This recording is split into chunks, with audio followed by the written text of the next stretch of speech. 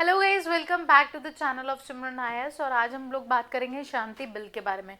What does it, क्या है और क्यों कंट्रोवर्शियल है और इससे क्या बेनिफिट पहुंचेंगे। सो गाइज, जो शांति बिल है, सबसे पहले तो आपको उसकी फुल फॉर्म देखनी है। That is your sustainable harnessing and advancement of the nuclear energy for the transforming India. जिसका गाइज जो बिल है, दैट इज जो 2025 का ये बिल है। एंड ये रिसेंटली गाइज अभी क्या हुआ है कि जैसे आप लोग देख रहे हो, हमारा जो हाईली रिस्ट्रिक्टेड हम लोगों का सेक्टर है, that is your nuclear power sector, वो हम लोगों ने ओपन कर दिया। That is for your private companies and restructure your India's nuclear governance. बहुत अच्छी टर्म है गाइस, बहुत अच्छा जो है। आपको एक ना कीवर्ड्स मिलते हैं कि आप कौन कौन से यूज कर सकते हो वाइल राइटिंग योर आंसर्स। सो बहुत अच्छा है ये। उसके बाद गाइस, ये एम क्या करता है। अब देखो, एम इसके अंदर बहुत साफ सी बात है कि हम लोग हमारे न्यूक्लियर सेक्टर के में बीच में रिफॉर्म्स डालना चाहते हैं। अभी गाइस क्या होता था, हमारे सारा का सारा जो कंट्रोल है वो देखता था एनपीसीआईएल। ये आपकी जो है पब्लिक अथॉरिटी थी, पब्लिक एंटरप्राइज थी। और सारा का सारा भागदौड़ जो है, क्योंकि ये nuclear sector was a very very sensitive thing for your India. Article number 123, if you remember the treaty of your article number 123 क्या है, आप लोगों ने कमेंट करके ज़रूर बताना है। और even if you doesn't know, please जाओ देखो, आपको बहुत इंटरेस्टिंग फैक्ट पता लगेंगे। What is your treaty 123 that India seal the sign with your America.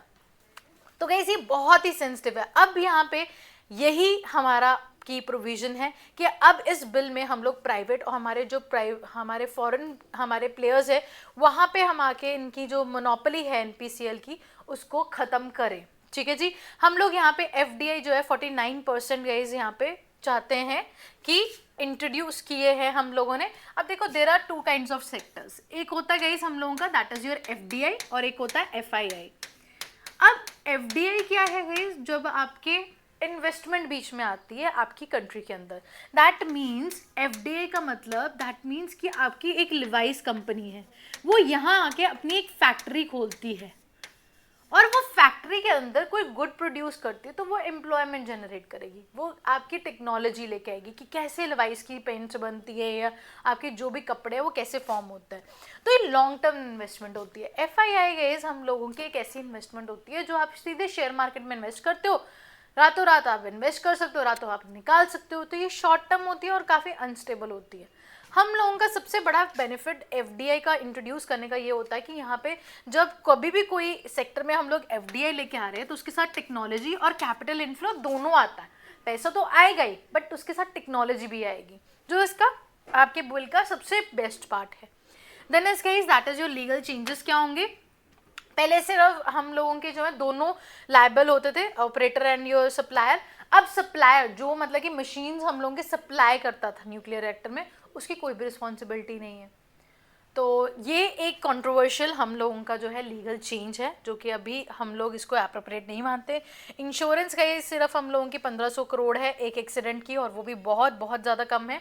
3 accidents का हम लोगों के ना वर्ल्ड के अंदर हुए हैं न्यूक्लियर। एक तो बहुत ही आपका फेमस है, that is your Fukushima accident of your Japan. दो बाकी कौन से कमेंट ज़रूर करना, क्योंकि बहुत ही इंपॉर्टेंट है ये।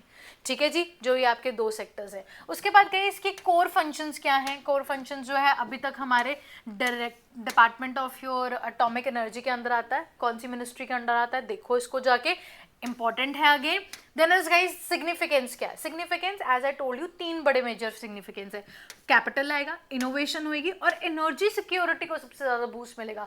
अभी हमारा तकरीबन जितना भी इलेक्ट्रिसिटी है वो पर कहाँ से प्रोड्यूस होता है, दैट इज योर थर्मल से होता है। और अगर ये न्यूक्लियर जो एनर्जी, अगर हम लोग सक्सेसफुल हो जाते हैं इसके अंदर, ये क्लीन एनर्जी है।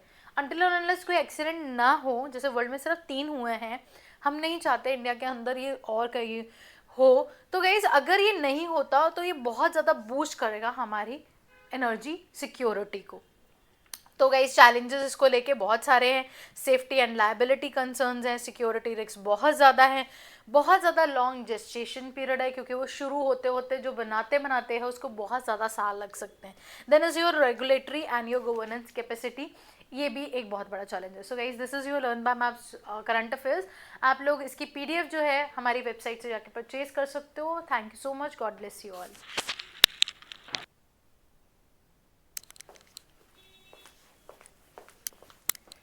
कशिश मैम।